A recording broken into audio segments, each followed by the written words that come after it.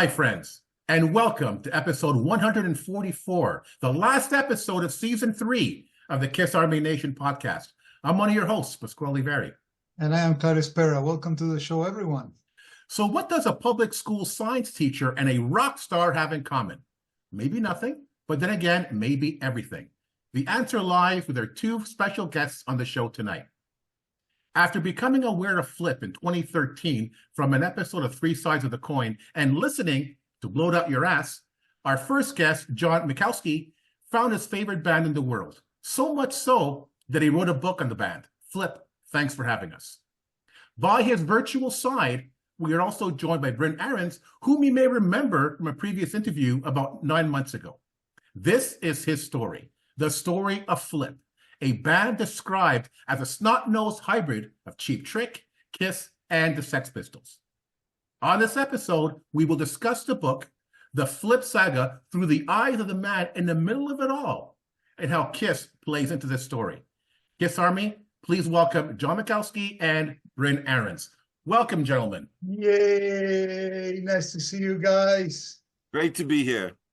John, in the intro, it was mentioned that you got into Flipp after listening to their album, Blow It Out Your Ass. So I'm just curious, what are your musical tastes and how does Kiss fit into all of this? All right. Well, the band Flipp and I are all roughly in the same generation. I'm 61 years old this year.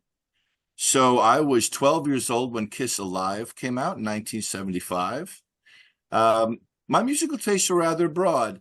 Probably Brynn can attest to this. In our generation, really, there was less TV choices. There was usually one television in the house. So whatever dad was watching is what you watched. And whatever dad played on the radio is what you listened to in the car. Mm-hmm. And so, I grew up knowing the music from the 40s and the 50s and the 60s.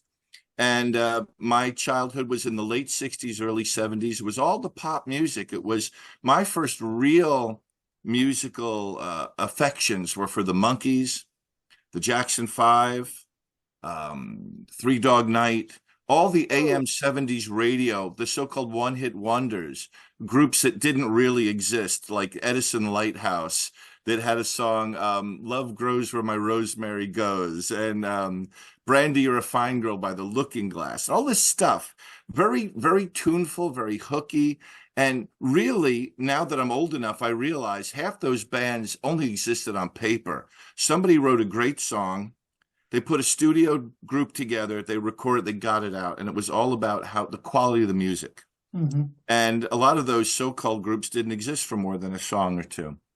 But as I got to be about, I don't know, I'm going to think 11 years old or 12 years old, I got a drum set. I had a friend in the neighborhood who was, I look back now, was a masterful guitar player at the age of 11 or 12.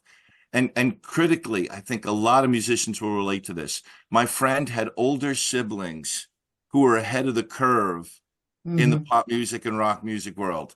She had a 6th grader who was into Frampton Comes Alive and Pink Floyd Wish You Were Here, and Kraftwerk, Audubon, like all that stuff going on. I got exposed to it through that guy, yeah?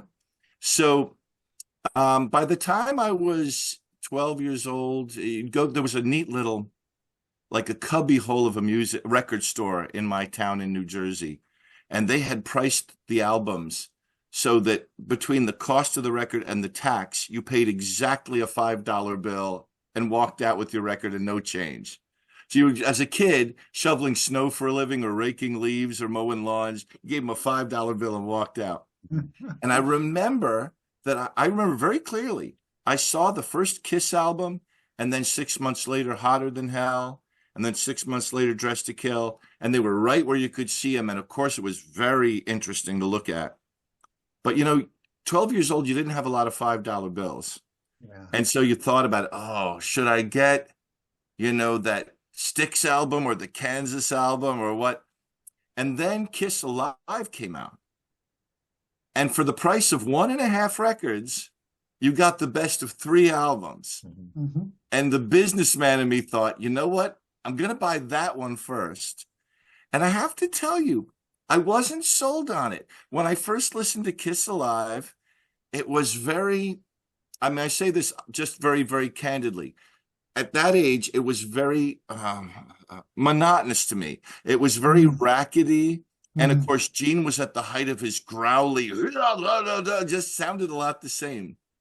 But I shared a bedroom with my older brother, who was totally into folk music, Pete Seeger, the opposite end of the spectrum.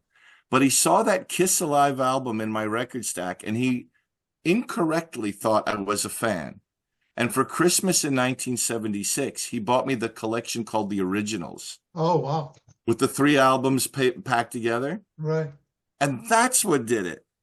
And even though most fans will say Alive is the thing that caught their attention, because the first 3 albums to a lot of people sound a little dry and sterile, for me to go back and hear the first 3 albums, my musical mind was able to hear what they were going for, what the arrangements were, the articulateness of the bass playing, all that stuff. And then Alive clicked for me, and I became a lifelong fan. Good story. And so I've always, and I was a musician, an aspiring musician, like so many people. In my teens and 20s, I had the basement recording studio. I have 150 songs registered in the Library of Congress. I was the artist who didn't know how to do the business side, never found the manager, so busy working at the music, I never got anywhere. But Kiss was a launching off point, and what I always later on regarded as my guilty pleasure. I sort of knew that Emerson, Lake and Palmer and Kansas and Styx and Frampton had a different virtuosity to them, but that didn't decrease the fact that Kiss was always my favorite band. And when I talked to other musicians, I always said, well, there's 2 different questions. Who do I think is the best band, and who do I think is my favorite band? Exactly, that's different. Kiss has that heartstrings on me. Right, it's true. And it's comfort food. And it's great music, but you take it for what it is. You don't hold it up against Beethoven, or Miles Davis. It's what it is. So anyway, that's where I come into it. Beautiful, beautiful. So, Bren, let's jump right away into the book. So, what are your thoughts about this fantastic book that you have that we have thanks to John? So, do you feel that it captures the spirit of what Flipp was all about? Oh, no question. The takeaway, one of the things, my good friend Night Bob called me after reading the book and left me a really nice message that I believe I forwarded to John. Nobody in the book talks mean about anybody else. Like, we still get along. And you can see him there behind my shoulder, the bald guy, my little brother. One's my little brother. That usually doesn't work out well. Mm-hmm. But we all still get along. So that was the one thing for me from my position that was really cool. Yeah, he knew stuff I forgot. So you got to remember, I've been doing this full time since 1974 to 1970. And the Eisenhower administration. So all of this stuff for me is very normal. Like, people will often come up to me and say, hey, that one show you played with, whoever, you guys were opening for Green Day and you did this and you did that. And do you remember that? And I'm like, not really. But what I do remember is the guy who tripped over the coffee pot in the dressing room, or things like that. So it was surprisingly taxing. John and I did countless hours of Zoom interviews for him to get all his information, but he would be bringing up stuff that I barely had any recall of. Songs, all sorts of stuff. Because I do it every day, all day. And I would, if I can throw in something, Absolutely. I'd say to somebody who's aspiring to do something like this, first of all, this was so totally organic. Like I already write books. Um, I'm a science teacher. I'm a biology teacher, and during summers when I can afford to, I travel to tropical countries, and my area of specialty is dragonflies. And I Mhm. go to places like Vietnam and Thailand and Panama and French Guiana and New Caledonia and Papua New Guinea. And I collect dragonflies and I write scientific papers about what I find. And sometimes I discover new species and get to name them and all that. But along the way, I always keep a journal. Because I'm in these very primitive living conditions. There's no electricity half the time. I have a candle or a flashlight and books to read in a journal. So over the years, in the last 10 years, I've taken to writing travel nonfiction narratives of the adventures I have while I'm doing my research. So I already had the chops to write books and get them out there and format them and do all that physical work to get them done. When I sort of fell in love with the music of Flipp, I realized that my next book project could be a rock bio of this band because I read all the so-called autobiographies of the Kiss members. I read books on Van Halen, on Aerosmith, on Cheap Trick, all my favorite bands, and Hollywood people too. And it suddenly had a light bulb moment where I said, you know what? Nobody's written one on this band, and it's my favorite band. And I knew that I could do it. And my advice to aspiring writers is know your subject very well before you get started. I already knew their whole recorded repertoire like the back of my hand because I'm an old timer who has it on CDs, and that's my driving music wherever I go.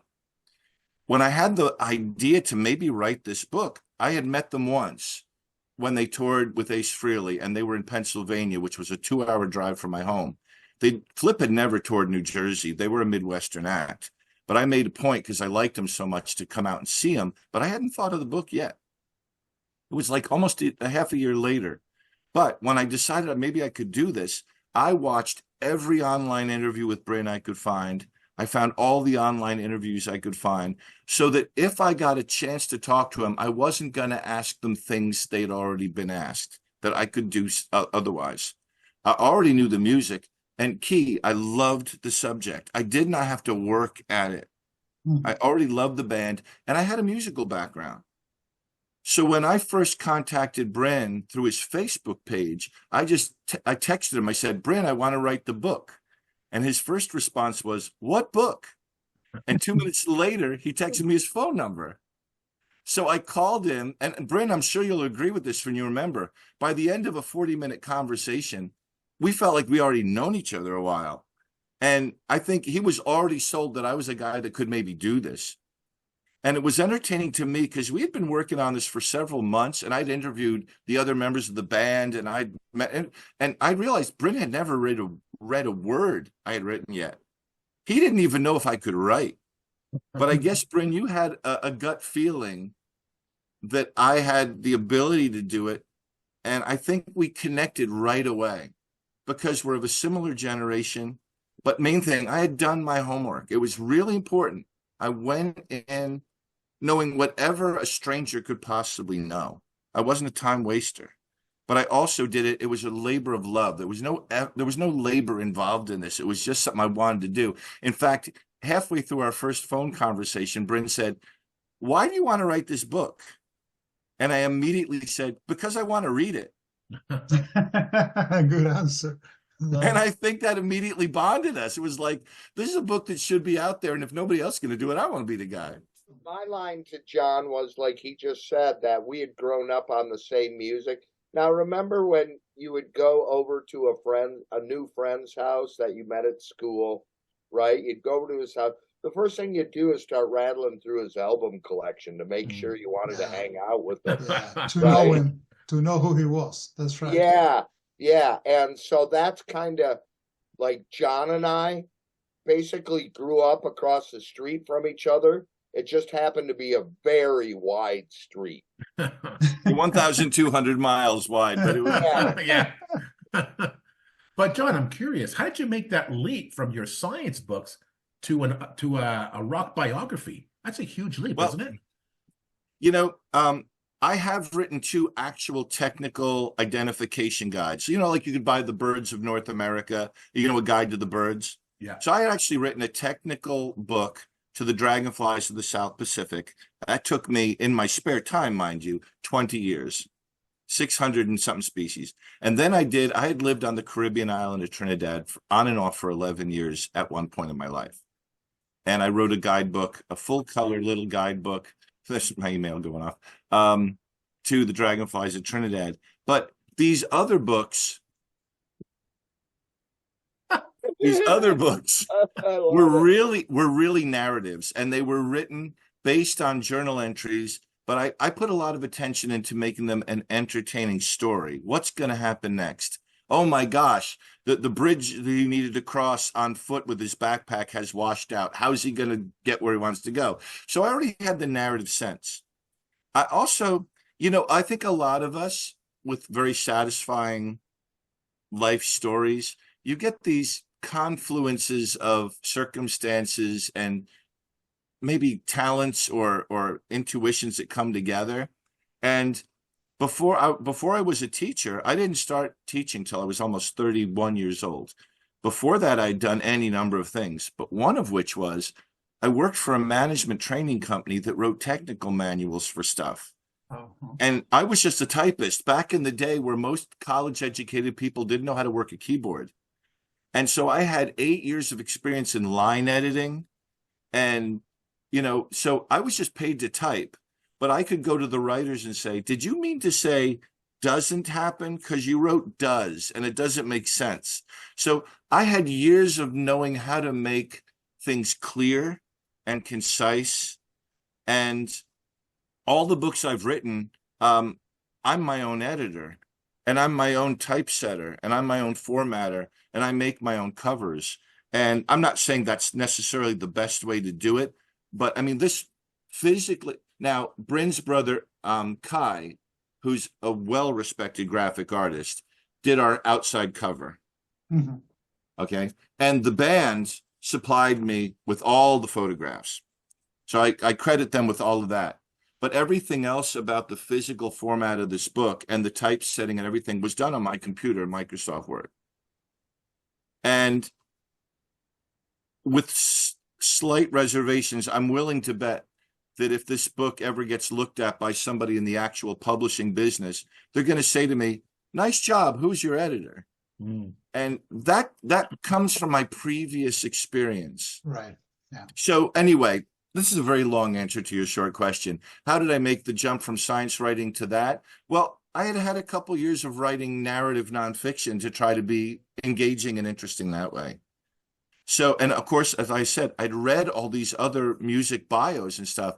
And I guess I haven't said this in so many words, but again, to people out there who are thinking of similar projects, I loved the band so much that I had an intuitive sense. What would a fan want this book to be? Right. Imagine if you had the opportunity to write the Kiss bio you wanted and be able to get unlimited hours of Zoom meets with Paul, Gene, Ace, and Peter. You know exactly what you'd put in that book that nobody else quite managed to put in there. I don't need all this stuff. I don't need all that stuff. I want more of this. I mean, Ace Frehley's book, right? If you could have got him, what else would you have put in there? There was so much of, I'm not so clear about this, I'm not so clear about that. Well, you know, as Bryn said, he doesn't remember 30 years of every detail. But I had the ability to listen to all their music and say, now, who's playing drums on that track? Because it doesn't sound like Kilo. And Bryn would say, you're right, we used a machine on that. You know, I could hear it. And I mean, there's one little bit of one little track that's a Casio drum machine, you know, but I mean, I guess that's it, is I went into the book thinking, what would I want it to be? There's got to be a couple hundred, or who knows, a couple thousand Flipp fans out there that when they say, wow, somebody finally wrote a book about my favorite band, I wanted to make sure everything was in there. One feature that I knew I wanted in there from the very, very beginning was every single song lyric side by side with band commentary on what they were thinking and doing when they did that particular song. Wow. I would love to see that in a Kiss book. Yeah. Yeah. I mean, they might not have detailed things to say about Got Love for Sale, you know, Kiss. But if you pay attention to Flipp, you know there's some serious stuff behind 99% of those songs. Right, right. They sound loose and crazy party frat boy band, but when you pay attention to the lyrics, they're talking about stuff. Mm-hmm. And Brynn, I have a question for you. You know, obviously you were interviewed for the book. So were other members of the band and many other people. Did you have any other creative input into the writing of this book or what went into the book? None. As a matter of fact, I made an effort to. An interesting thing happened. When word started to get out that John was writing the book, I started getting messages from people that may or may not have worked for the band at one time or another and wanted to be included, you know, and that's more pressure than I can take on. I can't take responsibility for every person that was on a Flipp payroll after the fact. So John immediately took the helm and just said, you know, I'm the guy who, he was the gatekeeper as far as like who's going to be interviewed for the book, who he wants to talk to, what he wants to talk about. I had nothing to do with any of it other than being the front man for the band and writing the material and writing the songs. Okay. And I'd like to chime in. And you, by now, you know, I have no shortage of things I can say. I'm sorry. I'm a school teacher. I do 7 hours a day of talking. I hear you. But one thing I'm very proud about, not for myself, but for the book as a product, nobody in the band exercised even 1 ounce of editorial control over it. They seem to have felt that I could do this as somebody who loved their work. They were everybody in the band, former members, current members, people in the stage crew, people in the touring crew. They seemed to buy into where my heart was at. They were absolutely open and candid. And not once did somebody say, please don't put that in the book. Not once did anybody, including Brynn, say, talk to this person, but don't talk to that person. They just let me do it. And I did send a draft to the major players in the band. And they all expressed that they enjoyed it. Not one of them said, can you remove that? Or can you do more of that? So as Brynn sort of intimated, there's going to be probably a couple people who said, gee, he never talked to me, but it wasn't intentional. Okay. I approached the band. The band was not looking for an author. It had never occurred to them, or it didn't in any structured way occur to them. I approached them and said, I want to write this book. And they all said, cool. And during these various interviews, people would say, well, have you talked to Night Bob? He'll not probably know the answer to that question. I mean, some of the major players are just gone now. Some people I really had to track down. And at one point, we were far enough along that we decided to announce that the book was in production. And there were a couple of people who really had a long-term role with the band. And it wasn't necessarily them, but people that knew them who said, I didn't notice that so-and-so was mentioned. And I emailed Brynn and said, how do I get in touch with so-and-so? Because it wasn't my intention to exclude anybody or include anybody. Right. So we did. I added a chapter with some of the other people that had felt, gee, we didn't get talked to, because I wanted the full story. But also, as Brynn suggested, at some point you say, we've got the story now. You know, there's going to be somebody who maybe was just a diehard fan, and maybe a little bit more than a fan, somebody who was always in the room, but how many stories can you include? At some point, I just decided, I think we have the story. If I keep going, we'll never get it done. So we had something I was happy with, but it really was all in my hands when it came to that. Nobody in the band said, add this, take this out, or now we're done. They really just looked at it and said, this is nice. And I'm proud of the whole organization. And that. John, I think that makes the book even, so special, because it's written in such a unique way, and that you even left, all the commentaries unaltered, unchanged. So why did you choose to do that? It just seems so authentic. I think when that was it on A&E, the Kiss the last documentary thing?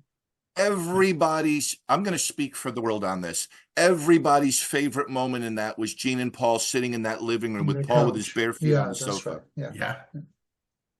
Who wouldn't love 1 hour of watching Gene, Paul, Ace, and Peter relaxed, not angry, sitting around a fireplace and laughing about their memories about the band for a couple hours? Yeah. And who among us wouldn't do 10 hours of that if we could get 10 hours of it, make it a weekly series? So as I started interviewing people, I think I had from the beginning that I was going to do it in their words anyway, because I was recording it as Zoom meets, which meant I had the liberty of watching it the next day and transcribing it exactly in their words to make sure my facts were straight. You really hear their separate personalities. And I just intuitively felt it would feel like the fans were sitting around the fireplace with their 4 musicians talking. Now, mind you, there's still a lot of work in that, because I wasn't interviewing them in sequence, and they weren't remembering things in a linear fashion. I'd be talking to the bass player for the second or third time, and then I'd say, oh, tell me what you remember about, Woodstock 99. And so the different bits I had to pull, I'd have them all in Microsoft, and I'd highlight all the Woodstock bits in green from everybody's interviews, and I'd highlight all the obsession stories from when they were in Minneapolis in blue, and I'd highlight all the Rattlin' Bone stuff from New York City in pink, and I could put it all together. There's a lot of art to making it a flowing narrative, but I just thought hearing it in their voices really did it. It's the way a fan wants it. It's the way a fan wants it. That's right. Especially as I'm not a Minneapolis kid. Who needs some kid from New Jersey telling a Minneapolis fan what it was like in Minneapolis? Let Cherry and Kilo and Kai tell you what it was like in Minneapolis. Right. Yeah. Yeah. And Brynn, do you think that this style that John, chose to write the book was necessary to tell the Flipp story the way it is? Absolutely. I couldn't be happier. I wouldn't have anything to compare it to other than other books I've read. I'm reading the Geddy Lee book right now. Okay. A really good one. I am flabbergasted that he was like doing cocaine and shit. I couldn't believe that. Not me, Geddy Lee. not John. I want to clarify that in case my students watch this. That just stunned the crap out of me. I was like, I thought you were the other guys. Yeah. But yeah, it's humbling. It's embarrassing. It's hard. It's even a little bit hard to talk about because, and frankly, I'm usually at no shortage of wanting to talk about myself, but it's just kind of like, there's a great line in the Pee-wee's Big Adventure movie where Dottie goes, Pee-wee, don't you want to go see the movie? And it's about him. And he goes, Dottie, I don't have to see it. I lived it. That's right. And that's kind of, I get that. So, Brynn, I want to know, because I recently saw a documentary on Woodstock 99 on Netflix, and it was also mentioned in this book, obviously. And after watching that documentary, it was insane. And you were there. So what was your experience like at Woodstock 99? Well, first of all, to win over, so we were the first or second like national act on the main stage. We had a hit song. Freak was a hit at that time. The thing first, I remember going out on that giant stage, and the audience was a good 40 yards, 30 yards from the front edge of the stage to where the audience was. So that felt slightly foreign, bigger gap than usual. But we had them immediately. The crowd was with us immediately. It might have had something to do with after the first song when I announced that we had free marijuana for everybody. And all the people started rushing towards our stage. And so that was cool. But the one thing I remember the most, and you might have to help me out here, because Joel Rosenberg, one of the guys who put on the original, all the Woodstocks, and I can never remember his name, Kai's buddy, the guy who put on Woodstock, who always looks like Roger Daltrey to me. I'm looking it up in the book right now. See if I can find it. Yeah. For some reason, I can't remember his name. So you watch the documentary where the fires, with the fires. So Joel and the person's name that's escaping me, who is kind of like really the face of Woodstock. He's like the main guy. Michael Lang. Michael Lang. Yay. So it was on an old airfield. So it was an all concrete ground, right? And that's surprising how much that'll take out of you walking around for a couple of days on concrete. Well, after our show, they invited us up to their office. Again, it was an airfield. So their office was the lookout tower with a 360-degree glass overlook over the whole thing.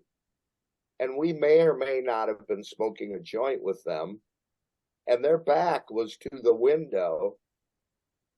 And it may or may not have been their pot.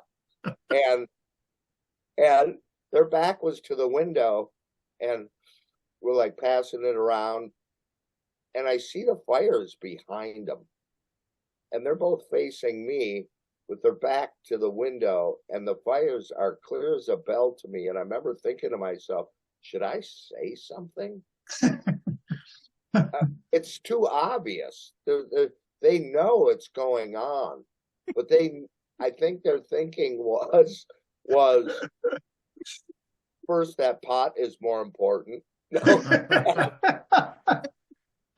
that they knew that people would just kind of take care of themselves. That was kind of the vibe I got.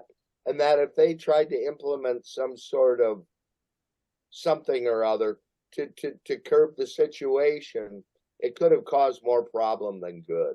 Now, that being said, here's my take on that documentary. There's been so many Woodstock documentaries made that if we were in a marketing meeting and we wanted to do one more Woodstock documentary, we would need a new angle. And that new angle was like the dark side. I've played a gazillion festivals. And I can tell you that documentary could have been made about 1 million festivals. I've seen people wallowing in feces on the ground, thinking it was a mud puddle, all that stuff. That's not all that unique. And the other thing I do remember about it, it was at the end of the whole festival, and Kai and I were walking around the grounds, and it was littered with garbage on the ground, right? And all of a sudden a camera guy comes up on me, and I decide to pretend I'm like a Woodstock guy on acid. And I go down to the ground, and the guy with the camera follows me down to the ground, and I pick up a little piece of garbage really slow, and I look underneath it. And then I kind of look around, just like some freaked out dude, you know, and I do it a few times. And the guy's like filming me. And finally I stand up and he's got the camera like right in my face. And I just said, psych. I think Kai got a little upset at that maneuver. Those are the things I remember about Woodstock. Again, they're more the guy who tripped over the coffee pot in the dressing room sort of scenarios. But yeah, I'm really proud to have done it, certainly.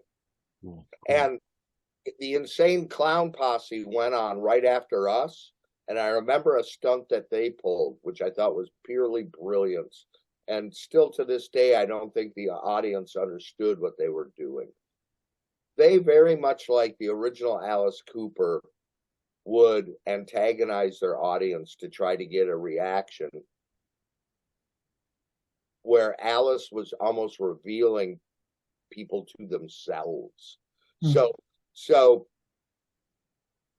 the Insane Clown Posse comes on stage and they start throwing like these little rubber balls you can get at a grocery store for $1 with $1 bill taped to them. And they kick out like 20 of those, right? And people are grabbing them and pulling the $1 off. Well, then they go back and they get a slightly larger ball. And all these balls now have $10 bills on them. And they kick out 20 of those. And then they bring out a slightly larger ball. And all of these balls have $50 bills taped on them. Now, people are literally trying to kill each other to get the $50 off this bill, not caring at all about the person next to them, in front of them, behind them. They're just like ripping each other's heads off to get this money. Then they bring out like 5 beach balls and they tape $100 bills out of them and kick them out into the audience. I'm standing on the side going, this is like performance art. This is right. This is brilliant. But I remember just watching people rip each other apart to get at this $100 bill, which is like, John can help me, is antithesis the right word? It's literally the opposite of what kind of Woodstock, the idea of what it stands for. Yeah, right. Peace and togetherness and all that stuff. So I found that really interesting. Mm-hmm. That really stuck out to me. So, John, let me just touch on Kiss again. So there are a lot of Kiss references in your book. Mm-hmm. So can you tell our listeners how you included Kiss in this story? Yeah, I'll try to keep this shorter than most of my responses. It could happen. Really, as I've already revealed, I was a Kiss fan growing up, but actually Kiss is in the book because the guys in Flipp were Kiss fans.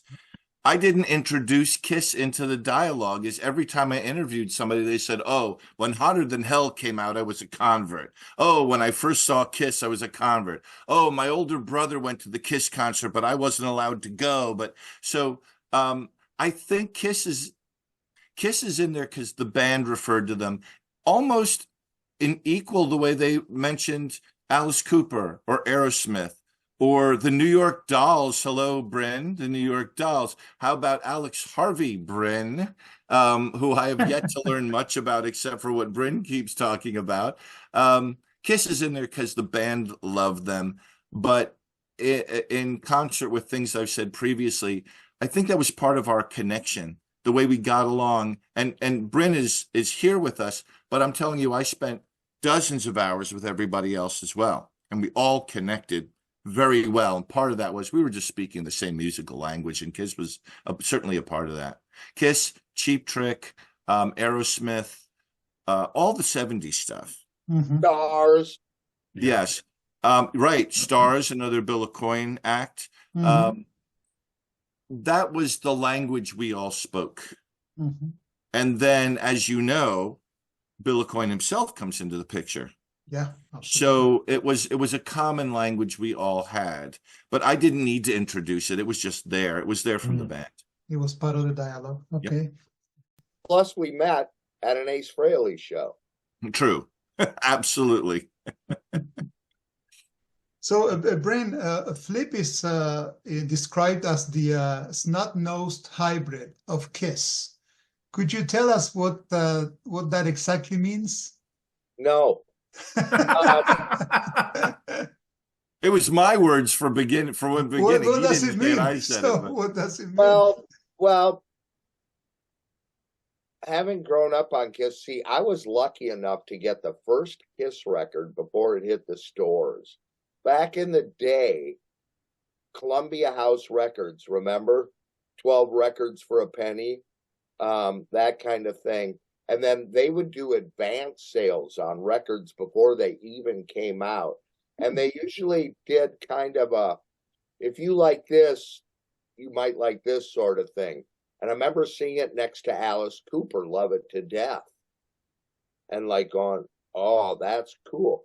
And one of my neighbors, guy by the name of Johnny Johnson, in my small town of North St. Paul in 1970, what year did that first one come out? 74, yeah. 74. He got it. He got the record. And it started back then, you know, you would borrow it. The records would make their way around the neighborhood. And incidentally, Johnny Johnson had a band called Diamond. And when I was in grade school, I would watch them practice by peeking through their basement window. Johnny Johnson used to paint his face half black and half white. Mm. That's where I got that from. So when I did the My Generation video for RCA Records, which was meant for another artist, but I wasn't going to return back to New York with unfinished works, and my light guy asked to film something, I went, I'm going to do Johnny Johnson makeup for the hell of it. Kilo's rehearsal facility, the sound gallery warehouse, was, excuse me, right downtown Minneapolis. So all the theater makeup places were like only a half a block away from me. So I just went and got it and did it, and it stuck. And it's just kind of funny.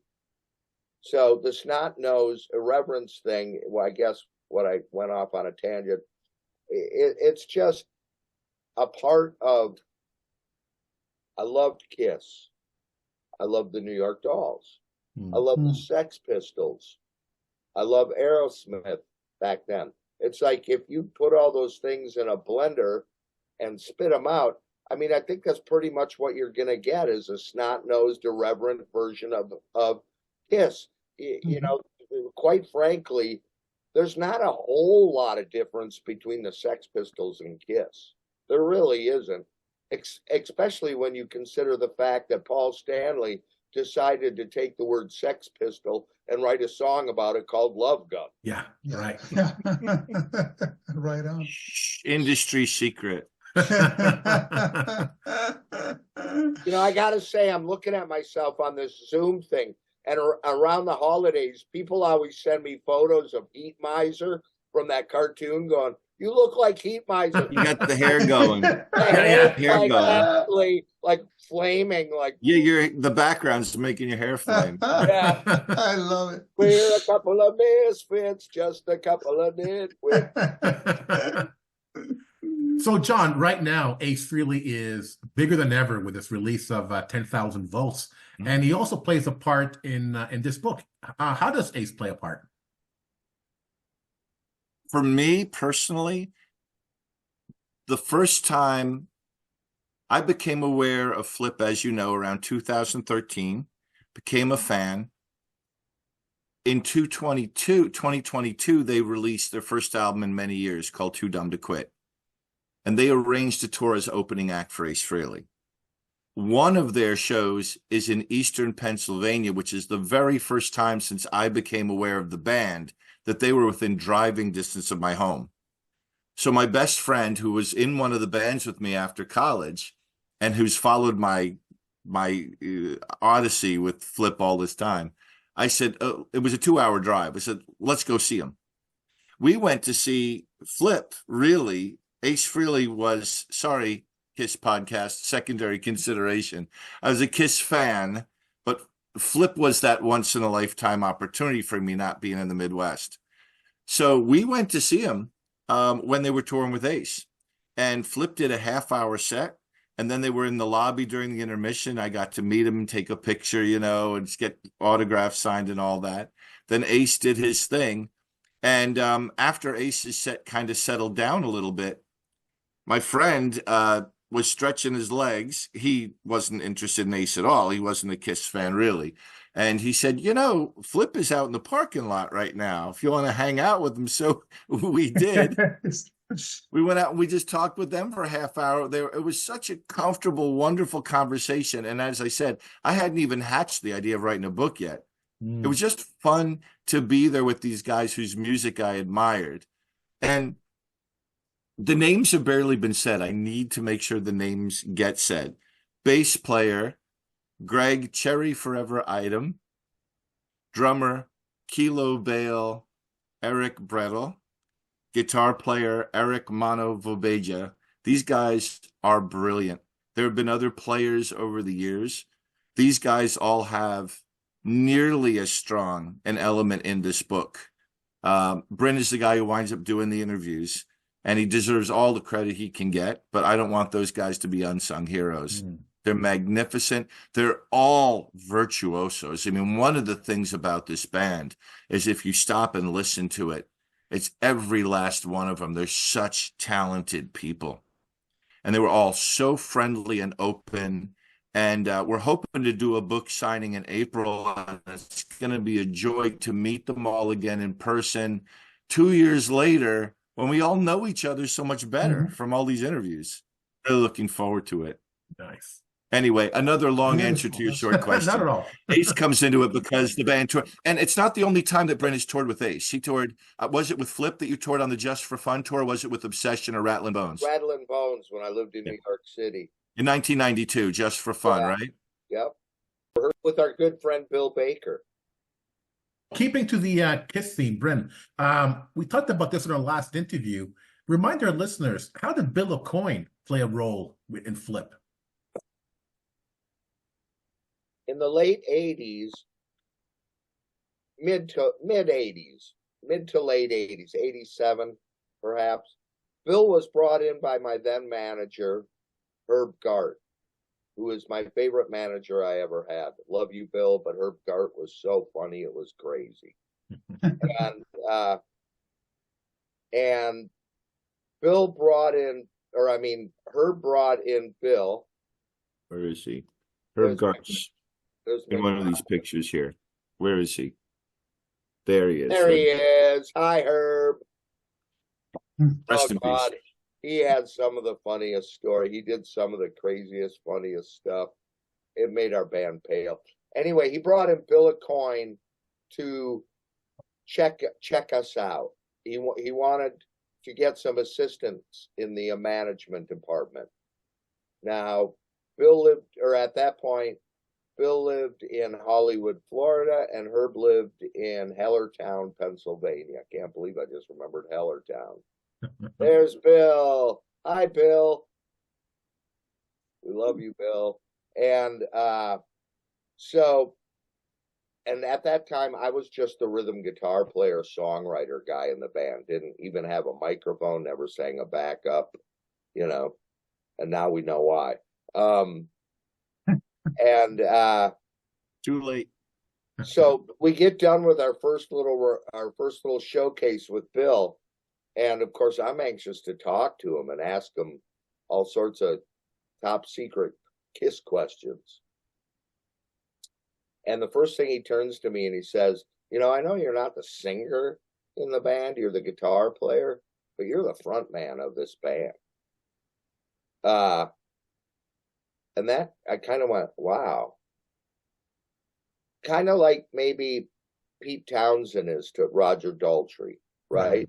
Or Pete Townsend ultimately, or Angus Young. They're kind of the front guys of the band, even though they're not the singers.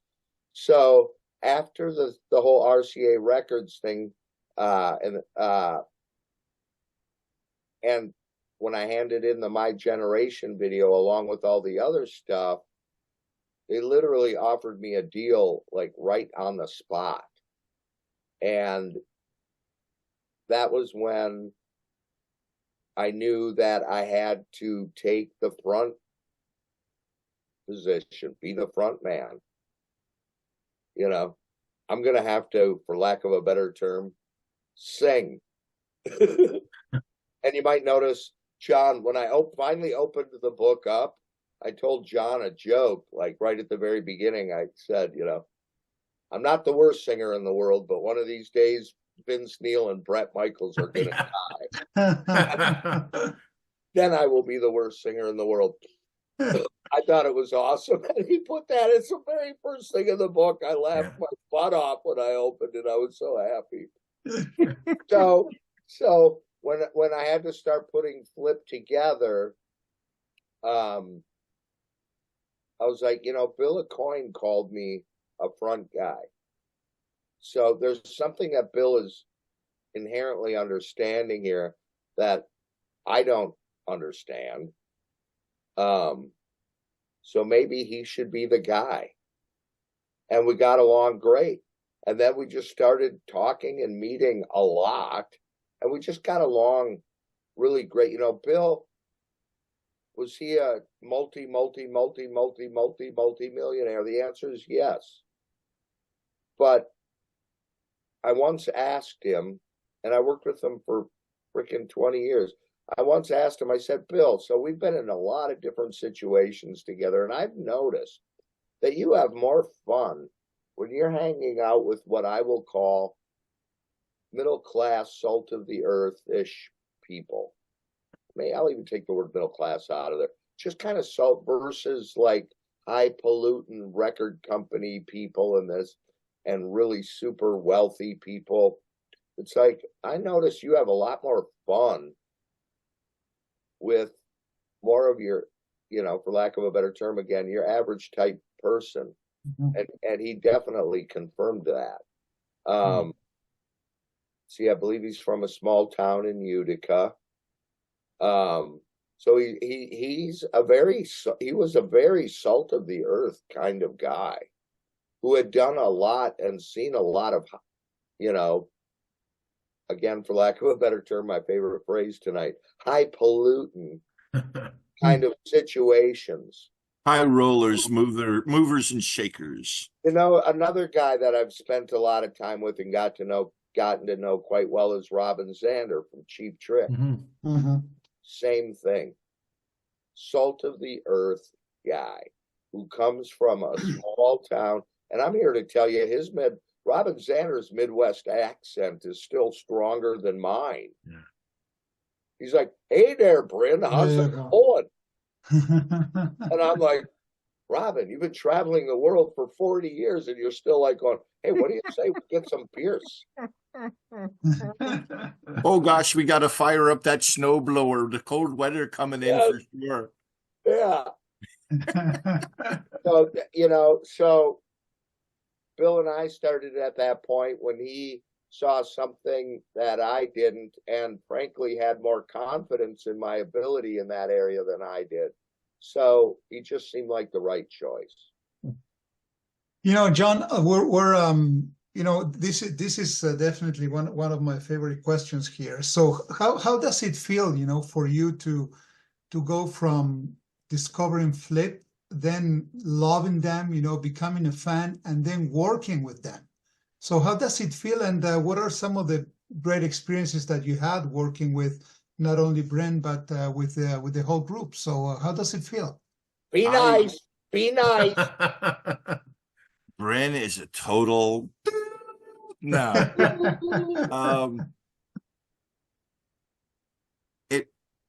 It's not going too far to say in its own small way, it's been a fan's dream come true. It's this is a cliche. You've heard other people say in interviews, they always say, don't meet your heroes.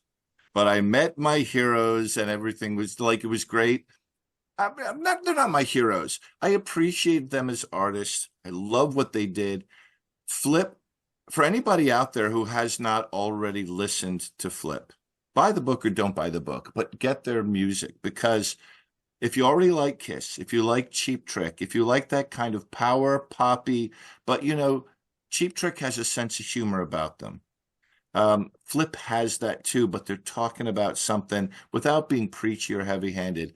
I just found so much in that band. And I remember deciding to see if I could contact them to see about this book.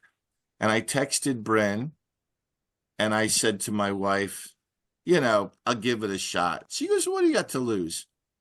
And then Bryn responded very quickly and we started talking.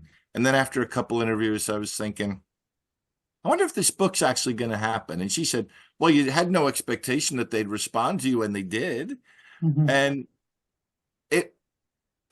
and I don't mean a silly heart-pounding fan who wants to, tear a piece of your shirt off and save it as a souvenir, but somebody who admires their work. And you really get to meet them.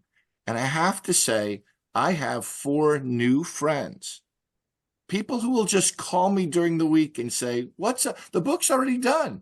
They're still calling me and saying, so what you doing? And I'll call Bryn and say, so what's going on? For the Kiss fans of your podcast, imagine that you have the opportunity to talk to Gene or Paul or Ace or Peter, and it becomes a conversation, and you have another conversation, and you have another conversation, and they're not going to earn any money out of it. And God knows I may or may not earn any money out of this. I don't think I'm going to retire on this book, but now you're friends. Yeah. Mm-hmm. And as Bryn said at the very start of this, I want to say at my age, at any age, to my 12-year-old students at home, I'll say, because they're going to watch this. I'm glad we haven't said any nasty words. There's no age at which you can afford to walk away from a possible real friendship. And the older you get, as my interviewers will probably agree, that becomes more precious. Yeah. Mm-hmm. 2 of my best friends in the world were my traveling companions when I did all my science research, a generation older than me. They're both now 91. They were still climbing waterfalls in the jungle with me when they were 85 years old. But what I see, knowing them, and I visit them all the time, one by one, their friends are either passing away or succumbing to Alzheimer's. They're losing their friends. And so it underscores for me, there's never any time like the present to make new friends. And here I've made 4 new friends out of my favorite band in the world. Who wouldn't find that a joyous occasion? A joyous occasion. And because of these people who have touched so many other people in the music industry, not just, Bill Aucoin, but Eddie Kramer and, the producer for Aerosmith, who Bryn has worked with, and, all these other people. Bryn's brother Kai produced videos for Ringo Starr and Elton John. It's, there's even the possibility that other projects might be in the work. Yeah. And as I'm at the age where I might retire from teaching, to be making new friends in this area of life that everybody who watches your podcast loves the music. And an absolute thrill. It has brightened my life so much. And when I sent a sample copy of the book to Bryn, I wrote something to the effect of, this new friendship with Bryn has been one of the highlights of the year, and the book has just been a nice bonus. And that's the truth. Wow, that's awesome. That's lovely. That's so nice. And it isn't, isn't that a nice dissertation on the power of rock and roll, bringing people together? There you go. There you go. Yeah. It's cool. It's like it really is a common ground, and just like I spoke to earlier, when any of us in junior high school or high school went to a new friend's house and you look through the record, that's what you're looking for, is common ground. It's what you want. So, yeah, it's not lost on me at all. To the point where the book is kind of like icing on the cake. Yeah, exactly. Like when John comes to town and stays with me at my house for the book signing thing, when he gets off the plane and I give him a big hug, I'm going to be more interested in taking him to White Castle than talking about the book. That's true. That's true. I That's mean, friendship. yeah. Yeah. So it'll be that, and then with the book. But yes, Right. The book is almost like a monument to their work and the friendship that was established, and what it did for my writing, not career, but my writing as art, and their music as a testimony to what they did. Yeah.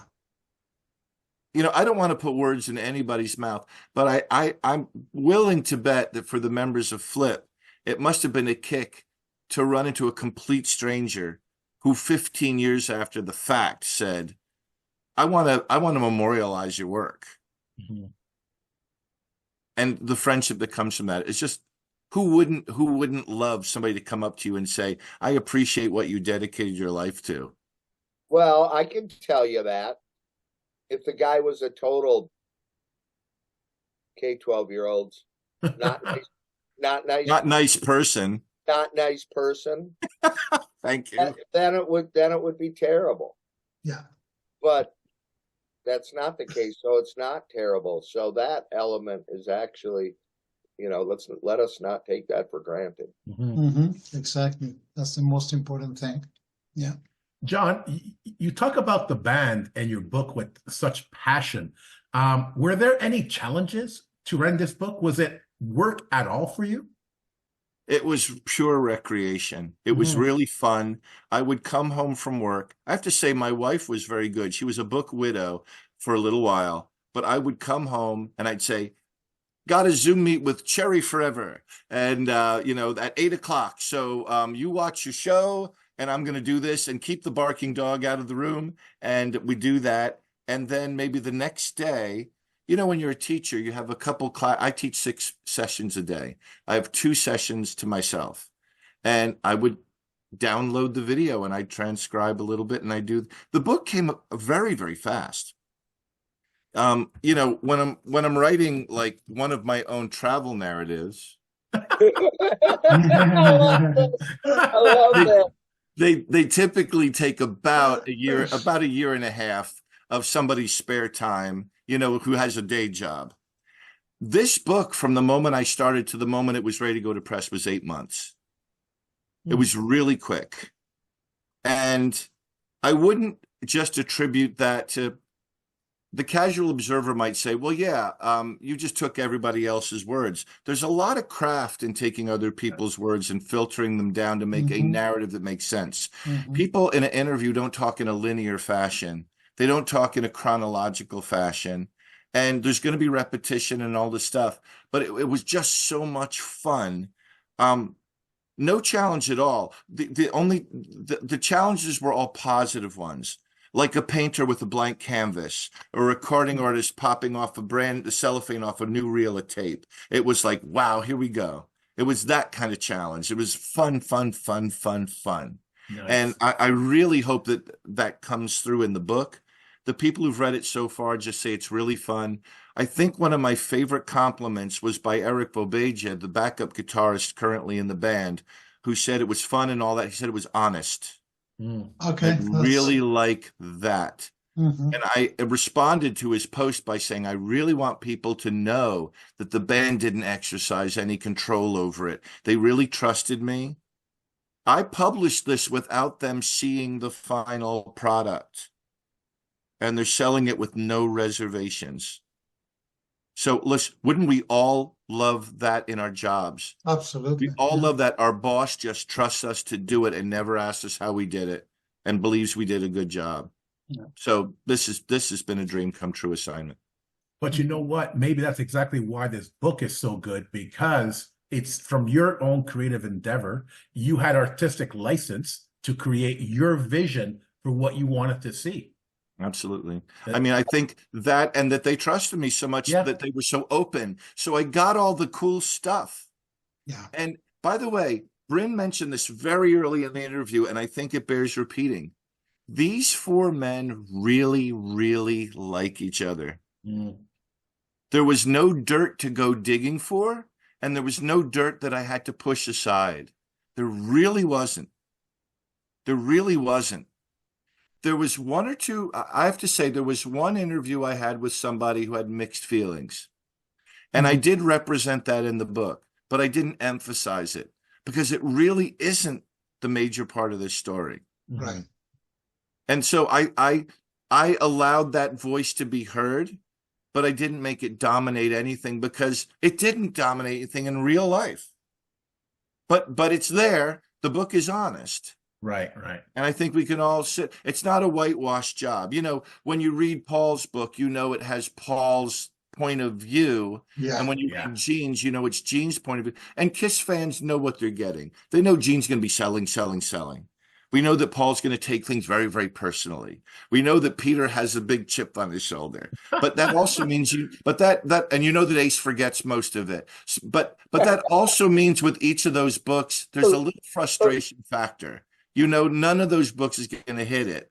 I'm very, very glad to say that this book was the interviews were so wide open. There was just nothing to exclude. Having such an amazing time writing this book, do you see yourself doing other bios? Yeah, I do. Oh, yeah? Like what? Well, there is something that Brynn and I are kind of hovering around that would be a really cool project that is probably going to happen. It's a book everybody's been waiting for a long time, but I have not put one word to paper yet. So that has yet to start. And when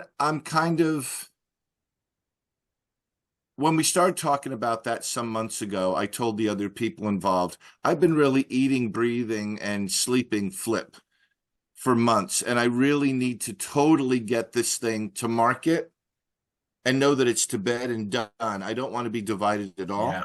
Yeah. And so it will be, if we take up this next project, that'll be the next thing. I'm already thinking about another band from the Northeast. I won't call them similar to Flipp, but there's a similar vibe to it, sort of a small town group that got some national attention. Quirky, interesting, creative, very niche. But I'm doing what I did with Flipp. I'm starting to get all the music. I'm starting to look at all the interviews. I'm going to really do my homework. And then I'm going to see if I can contact the main dude. And I will probably send him a copy of this so he knows I can do it. Right. And say, are you interested? But I'm not going to say who it is because I don't want somebody watching this to say, that's a great idea. And they write it first. Right. Good one. That's a good one. Brynn, I have a question for you. You know, you've been keeping, very, very active on social media, to keep the Flipp brand alive in the consciousness of the fans. So, and of course, the book will continue to do so. So what is coming up in the future of Brynn Arens? What are you up to? Okay, you had to ask. Waiting for my girl, yes, I'm waiting for my girl. Waiting for my girl to change my world. Waiting for my girl, everything falls through. I'm a songwriter. That one I did 2 days ago. Wow. I just sent by request, 2 songs to Nashville. One called Goddamn Dog. I love my goddamn dog. He's dancing on my leg. He's sniffing up my butt. He's eating all my food. He's sleeping on my bed. He's sitting in my chair. Now get into the truck. We're going for a ride. And then I'll let you outside where you can run, Duke, run. I love my goddamn dog. I just placed a song with Brian Setzer, is now doing a song I wrote called Getting All Trucked Up. Gonna have some fun. I got the dog in the back. We're gonna hit and run. Let's rev our engines up. We're getting all trucked up. Getting all trucked up with nowhere to go. I'm gonna find myself down in Mexico and get all trucked up. Yeah, we're getting about taking your truck to Mexico and getting it painted all sparkly and so songwriting is what I do. I'm gonna guess, since John and I have started talking, and I played him a few odds and ends.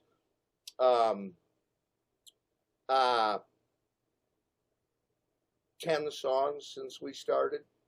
So I've just been offered a solo deal. I'm considering that. Okay.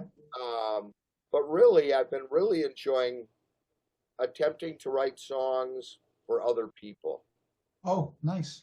Okay. So that's what I do. And then another thing I've been doing that has come to me very organically is mentoring younger artists. Mm-hmm.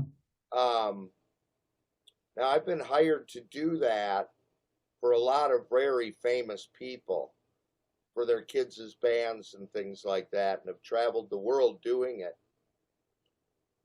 So I'm doing a lot more of that, and have learned that I really enjoy it.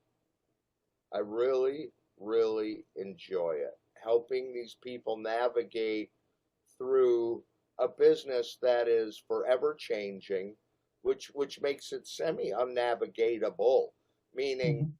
so the navigation process is also becoming creative and inventive in the way in which you get your stuff out there. It's Mm-hmm. very much like the 1950s when Little Richard's manager would sell records out of the trunk of his car after the show. That's kind of where the music business is at now. So it takes a creative summit, again, for lack of a better term, to try to create a way to get people aware of your group and, Mm-hmm. and do things. Mhm. And those ways are not, during the late 80s and early 90s, to get in front of a bunch of record companies was usually to have a manager that knew these people, and then you would do like a private showcase situation for all these Right. labels. Well, those labels don't exist anymore. Those showcase rooms don't exist anymore. So how do we do this? And I've had great success at it, and am doing it more and more. Beautiful. So, and I do an online on Sunday evenings, a Zoom style songwriting class with people all over the world that are in the class, and that's really fulfilling. So that's still all music all day, Beautiful. Nice. That's you. That's you, right? kind of like MTV, only maybe Brynn TV. I got nothing. And but I do live here in Minneapolis, Minnesota, just to be clear. So, guys, we're going to end this episode by putting you two on the spot in a minute. But before we do that, Do it. John, how can fans get a hold of this book? Oh, right now it's available through Rocksteady Records and Bandcamp. It may ultimately be available through other venues, but for the next several months, that's where you get it. You go to Bandcamp, Rocksteady Records. If anybody goes online and just Googles Flipp Thanks for having us, they will probably find the purchasing arrangement. You buy it online. We're hoping to have a book signing event in Minneapolis at a record store called Down in the Valley, early April. I won't say the date because it's a little fluid, but people should just look online. If they go to Brynn Arens on Facebook, they'll probably get the updates all the time. There's another well-trodden Facebook site called Bring Back Flipp. They check there, they'll probably get updates. And that's where they get it. Okay. Fantastic. Now, to put you guys on the spot. So you're going to have 15 or 20 seconds to make an announcement promoting this book. What would you say to the fans? John, we'll start with you. If you're a fan of Flipp or any kind of good power pop rock and roll in the order of Cheap Trick, Flips, Kiss, the Sex Pistols, this is a book written by the fan, for the fans, spoken in the band's own words. It's a good going, fun romp, a lot of laughs, a lot of first person anecdotes. And I hope you'll see that it's written right from the heart, pure love. Very cool. Brynn, how about you?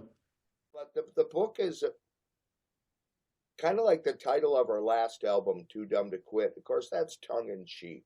We're not too dumb to quit. We're too smart to stop. Right? Love it. It's like a marriage. And of course, we hear this comparison, rock bands, marriages, and it gets a little tiresome. But anybody who's had a friend or a partner or a desire, I mean, look at your guys' rooms behind you. It's not an easy task to keep things together. It's not an easy task to keep your kids and everybody buoyant and together, right? To me, the book is about not giving up, about knowing that the prize isn't an award. It isn't the platinum album. The award is in the doing. The reward is in being. The reward is doing what it is that you love. And in my courses, I invented a term called creative currency. Later on in my life, very much based on capital investors, very wealthy individuals who maybe wanted to be a musician or an actor in their younger years, and then became lawyers and doctors, and then retired and have a buttload of money and want to get involved in the film industry or the music industry. And I've worked with plenty of these people. They can throw all the money in the world that they have at making a movie so they can hang out in the dressing room with Johnny Depp, right? Or what have you. But the real value, so even all the money in the world can't buy what we did. You could give me all the money in the world, and it would have not assisted me. As a matter of fact, it probably would have been a detriment to us doing what it is that we do. What I am, for lack of a better term, again, if this should be a drinking game, by the way, every time Brynn says for lack of a better term. It's true. It's true. You'd be under the table. Word of the day. And where was I going with this? Oh, and I teach this in my classes, that the creative currency, therefore, if I reverse engineer that situation, all the rich people that I've worked with that wanted to be close to the music or film industry, there's a great David Lee Roth line where he says, money doesn't buy happiness, but you can pull your yacht right up next to it. Yeah. And that's the truth. That's what what I hear is the creative currency is actually greater than actual money. Mm-hmm. Yeah. Because it can't be bought with money. It can't be manifested with money. And what this book speaks to is 4 guys loving what it is they do in the face of all odds. And those odds are huge. We're talking about the fucking music business here. Sorry, 12-year-olds. We're talking about the music business here. Has anybody noticed you can't buy stock in the music business? Mm-hmm. There's a reason for it. Because the business is so forever fluctuating and crazy. So you have to lean on the true value that lies. And the value, again, I'm going to repeat my phrase, is the creative currency. And to me, that's what the book is about. It's kind of like Rocky, but they don't actually win the big match. But they walk away happy, and they're still all friends, and couldn't be more grateful for what we did. What a way. Wow. What a way. If I can piggyback onto that for 20 seconds, for me as the writer, because you were asking, I'm not gonna retire on the money for this book. The book was the reward. Right. It was the meeting and the talking to some of my I don't want to say musical heroes, people I admire greatly. The process. That was enough by itself, and it's been a pleasure. Yeah. Guys, what a way to wrap up the episode. It's been tremendously enriching for me and fascinating and fulfilling to spend time with you. And John, such a pleasure to meet you. And Brynn, always nice to see you, my friend. And one thing that I can say before passing the ball to Pas, it's seeing you each other, seeing together how you talk and how you interact, between the two of you guys. I can't think of anybody else better than you, John, to write this book for Flipp. And, there's no other band like Flipp to write this book about. It's been amazing. Thank you so much. It's been such fun. What I find interesting is that, yes, this is a KISS podcast, and we've been talking about Flipp, but the story of Flipp is the story of KISS. We tell the same story with the same passion. Brynn, you were mentioning, Claudio's room in the back and the passion that KISS fans have. It's fantastic to see your passion, John, for Flipp, and that from that came an amazing friendship between the two of you. That's what it's about. That's just an amazing message to send our listeners. So, guys, once again, thank you so much. It's been an absolute pleasure. Well, thank you. If I may say one thing before signing off. Thanks for having us. There we go. Love it. Thank you, guys. Thank you so much. Thank you. It's been a pleasure. To the KISS Army and Flipp Army, we hope you enjoyed this episode. If you have any questions, comments, or ideas, please send them to talktome@kissarmynationpodcast.com. Please remember to like and subscribe and help promote the amazing guests we have on the show. Until next time, remember, never stop rocking. Take care, everyone. If you enjoyed this episode, like and subscribe on YouTube or follow us on Spotify, Automatic, iHeartRadio, or wherever you listen to podcasts. Don't forget to make yourself heard. Leave us a comment on Facebook, Twitter, or Instagram. See you all soon, KISS Army.